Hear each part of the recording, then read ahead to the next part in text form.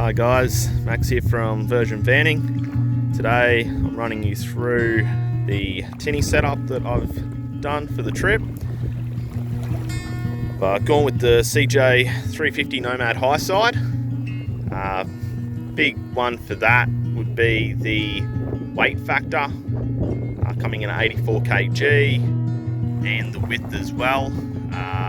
Really does marry up with the 70 series cruisers, not having too much overhang.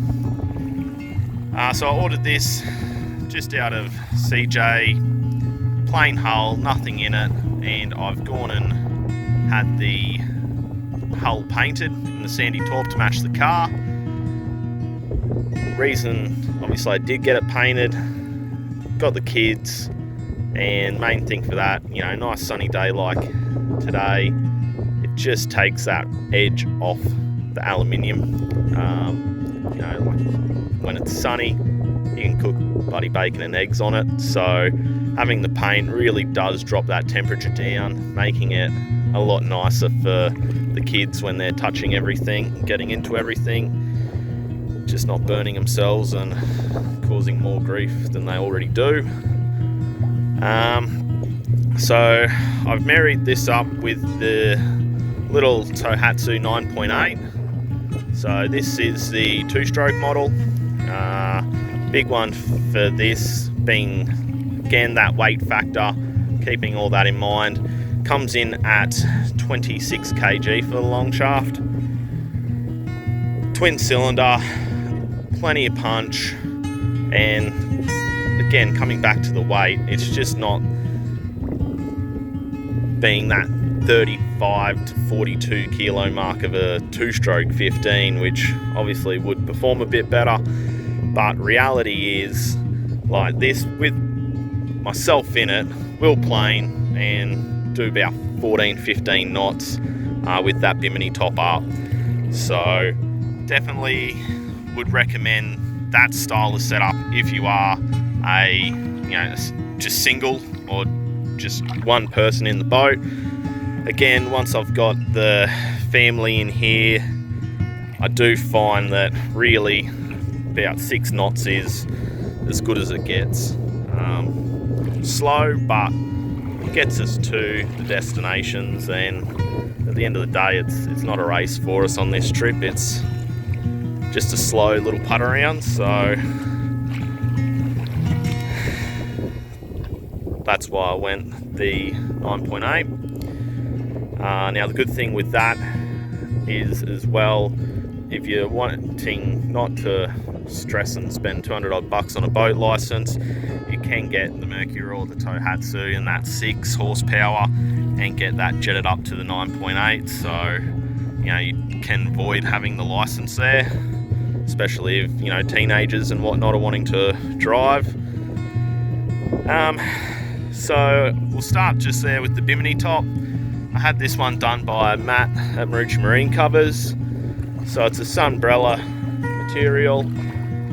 I've got him to put the spreader bars and front stays on there. So when I'm fishing out the back, especially bait, again, I don't have those rear stays. I've got a bit more cast room. Just makes it a little bit easier, something a bit different to what every other person has. And the good thing that he does with these, obviously you'll see there's the bolts on the outside of the boat. It's just how it has to be done, because what happens when I pull that motor off, the Bimini will fold down into that back section there and pretty much straps down fully inside the boat. So when we're traveling, we're not having to remove that. It's just fold it down, get it in the boat, strap it up, and away we go. Moving around sort of into that internal part of the boat here, what I've done is I've made a front casting deck with a hatch, carpeted the seat, and I've done a low part floor for the center, and then I've just done a little fuel tank rack at the back. So I've made all that out of composite. Obviously, again, going back to that weight, just trying to keep that weight down. as much as I can.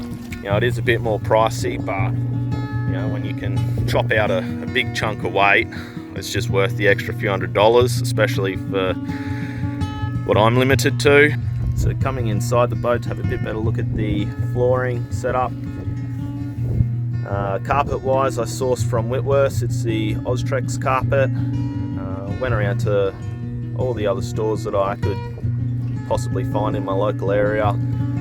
Just has the best plush profile, better quality feel, and obviously with that is that bit more of a price tag, but at the end of the day it's definitely worth it in my eyes.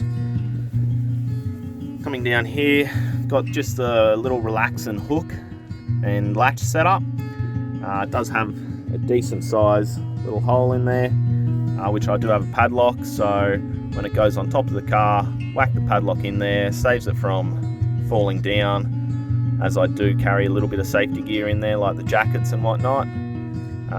As well, obviously if you're leaving your boat out overnight, you can lock it off, have no one break in there and steal all your gear. Little anchor latch there that I've just left enough room for, and the sun's hat. So anchor setup, what I've got here is just the little Cooper anchor. These are the little like jet ski style ones, but because the boat's so light, it will hold it, and it does hold it in quite a decent current as well, which we've just been out in. So again, plastic's not going to scratch the paint, it's nice and light, and it does, you know, it's a plow anchor, so it gets the sand in it, sits itself down and holds very nicely.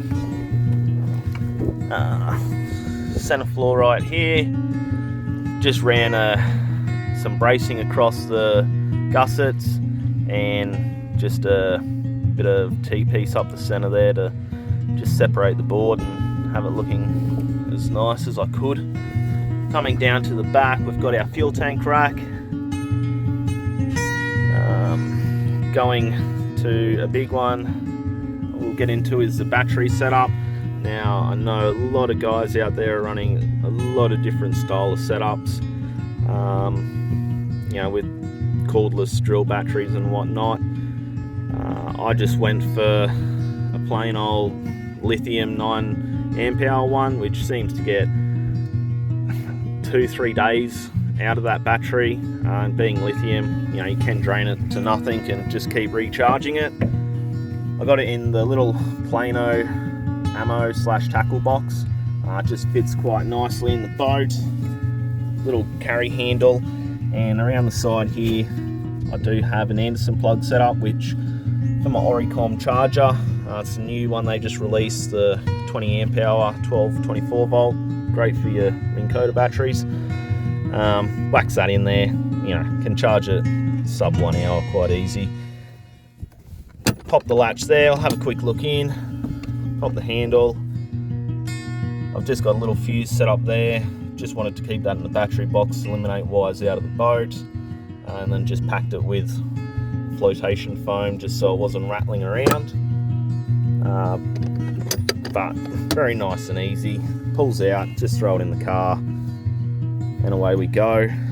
Now over to the sounder setup. As you see, I've got all the split tube just running up to the sounder. I've gone the Simrad NSX 7, which is a fairly new release coming out of them. It's not as obviously good as the NS3 Evos and whatnot, but again, using it so far, nice clarity screen. It's got the CMAP reveal charts in it, which are just a bit better than the standard ones you get out of Lowrance. Haven't really caught too many fish yet, unfortunately. Trying a few busts off, but working on it. Got the echo, so your sonar scan, your down imaging, side imaging, obviously charts. Haven't worked too much on it, but it's been good so far. Nice brightness, nice clarity on the down imaging and side imaging, so looks promising. I've got that mounted on the Railblaza 7-inch bracket, just with the gunnel mounts, which work perfectly in the little CJ. And as you can see, I've got the rod holder 2s, just 2 of them at the rear. Not sure if I'm going to keep it that way, might move one to the front, but just a nice way to store the rods out of the way and keep everything up off the floor away from the kids. Back to the outside of the boat. As a wrap up, loving it so far, really nice and stable, and with that V-nose punt. Obviously, bit of water over the front when you're coming into some waves or wash off a decent sized boat, but nothing too worrying. The last thing I'll run you through is my transducer setup. It's got the 3-in-1 transducer. I've just got that on a little transducer slide.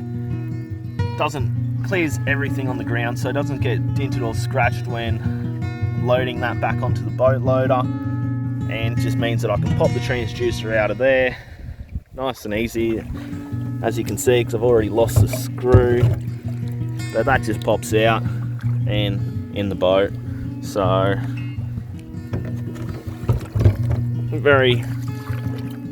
trying to make it as easy as possible for that removal and retrieve onto the boat loader.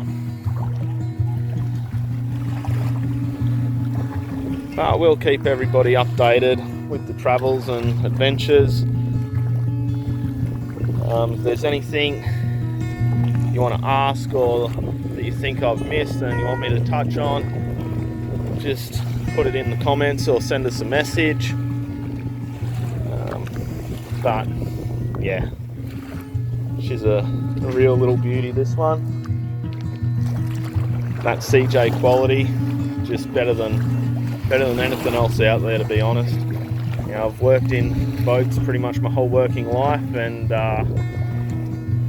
nothing really does match the finish, build quality, structure of these little CJs. So if you're in the market and looking for a little car topper, you know, the 350 is a great option family wise, or even single, just to keep that weight down off going to a 370. And like I said, rehashing on that 9.8, would definitely recommend them. Obviously you can't buy 2-strokes new anymore, so you're going to have to source one second hand, which isn't too hard because a lot of the yachting community